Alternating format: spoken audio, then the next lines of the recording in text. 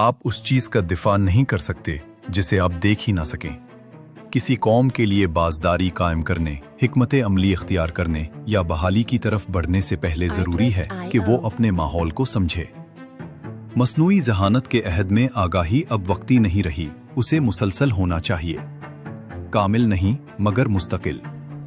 سیارچے خاموشی سے مدار میں گردش کرتے ہیں، حساسات زمین، فضا، سمندر اور ڈیجیٹل میدان کی نگرانی کرتے ہیں۔ الگورتھم اعداد و شمار کے وسیع سمندر کو چھانتے ہیں۔ ماہر تجزیہ کار دباؤں کے عالم میں نقش و نگار کو سمجھتے ہیں۔ یہ پورا نظام خلائی نظامات، انٹیلیجنس، نگرانی اور جاسوسی کے پلیٹ فارم اور منتشر حساسی جال جدید دفاع کا اعصابی نظام تشکیل دیتا ہے۔ جب آگاہی منہدم ہو جائے تو طاقتور افواج بھی رد عمل تک محدود ہو جاتی ہیں۔ جب آگاہی برقرار رہے تو استقامت جنم لیتی ہے۔ کتاب ریزیلینٹ ڈیفنس پاکستان اور آئندہ جنگ کا باب پنجم واضح کرتا ہے کہ خلائی صلاحیتیں، انٹیلیجنس و نگرانی اور مسلسل حساسی نظام بڑی طاقتوں کا تعیش نہیں بلکہ ان ریاستوں کی ضرورت ہیں جو محدود اور متنازع ماحول میں کام کر رہی ہوں۔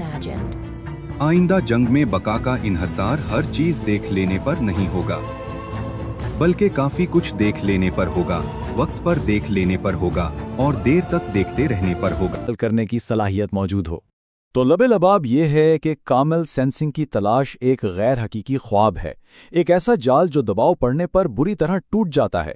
اس کے برعکس مسلسل سینسنگ کا نظام اس حقیقت کو مان کر چلتا ہے کہ جنگ میں غیر یقینی صورتحال ہمیشہ رہے گی، اور یہ نظام اسی لیے بنایا جاتا ہے کہ یہ جھٹکے برداشت کر سکے اور ناکامی کے بعد تیزی سے دوبارہ کھڑا ہو سکے۔ یہ ایک مضبوط، لچکدار اور حقیقت پسندانہ سوچ ہے۔ اچھا، تو آئیے اب اگلے حصے کی طرف بڑھتے ہیں اور دیکھتے ہیں کہ یہ مسلسل سینسنگ آخر ممکن کیسے ہوتی ہے۔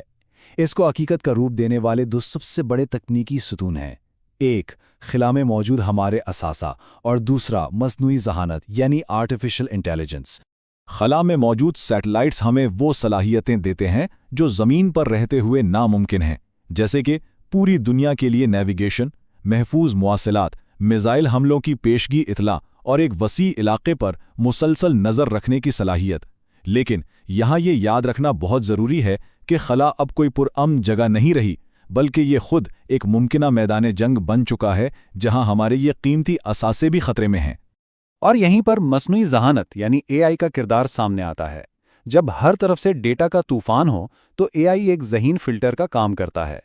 یہ غیر ضروری معلومات کو چھان کر صرف اہم چیزوں کو سامنے لاتا ہے اور ایسے پیٹرنز تلاش کرتا ہے جو شاید انسانی آنکھ سے اوجھل رہ جائیں۔ لیکن سب سے اہم بات یہ یاد رکھنے کی ہے کہ اے آئی انسانی تجزیہ کار کا متبادل نہیں ہے بلکہ اس کا ایک انتہائی طاقتور معاون ہے۔ حتمی فیصلہ اور ذمہ داری ہمیشہ انسان کی ہی رہے گی۔ اب ایک تلخ حقیقت کو بھی تسلیم کرنا ہوگا، مستقبل کی کسی بھی جنگ میں دشمن سب سے پہلا اور سب سے بڑا نشانہ ہماری دیکھنے اور سمجھنے کی صلاحیت یعنی ہمارے آگاہی کے اسی نظام کو بنائے گا۔ اور یہ حملے کئی شکلوں میں ہو سکتے ہیں۔ دشمن ہمارے سینسرز کو اندھا کرنے کی کوشش کرے گا، ہماری ڈیٹا میں گڑبڑ کر سکتا ہے، مواصلات کو جام کر سکتا ہے یا سائبر حملوں کے ذریعے پورے نظام کو مفلوج کر سکتا ہے۔ ان سب کا مقصد صرف ایک ہوگا، ہمیں تصویراتی طور پر اندھا کر دینا تاکہ ہم کوئی فیصلہ نہ کر پائیں۔ تو پھر اس کا مقابلہ کیسے کیا جائے؟ اس کا جواب ہے ایک لچکدار نظام بنا کر۔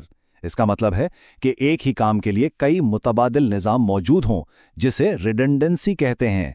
کسی ایک مرکزی کمپیوٹر پر انحصار نہ ہو، اور اگر سسٹم کا کچھ حصہ ناکام ہو بھی جائے تو پورا سسٹم بیٹھ نہ جائے بلکہ کم صلاحیت کے ساتھ ہی صحیح لیکن کام کرتا رہے۔ اسے گریسفل ڈیگریڈیشن کہتے ہیں، یعنی سسٹم ایک دم تباہ نہیں ہوتا۔ اب ان تمام عالمی تصورات کو پاکستان کے مخصوص حالات اور زمینی حقائق پر لاگو کر کے دیکھتے ہیں۔ پاکستان کے لیے یہ صرف کوئی تھیوری نہیں بلکہ یہ ہماری قومی سلامتی کی ایک ٹھوس اور عملی ضرورت ہے۔ پاکستان کا تصویراتی ماحول کئی منفرد چیلنجز پیش کرتا ہے۔ ہمارے پاس جنگ کی صورت میں رد عمل کے لیے وقت بہت کم ہوتا ہے۔ ہمارا جغرافیہ بہت متنوع ہے، پہاڑوں سے لے کر صحرا اور سمندر تک، جس کے لیے مختلف قسم کی نگرانی چاہیے۔ اور ظاہر ہے معاشی رکاوٹیں ہمیں ہر جگہ مہنگے ترین سسٹم لگانے کی اجازت نہیں دیتی۔ یہی وہ وجوہات ہیں جن کی بنا پر پرفیکٹ سینسنگ کے بجائے مسلسل سینسنگ کا لچکدار ماڈل پاکستان کے لیے ناگزیر ہے، جو ہمیں محدود وسائل میں رہتے ہوئے اہم ترین خطرات پر اپنی توجہ مرکوز करने की सलाहियत देता है। और अब हम अपने आखिरी और शायद सबसे दिलचस्प नुक्ते की तरफ आते हैं।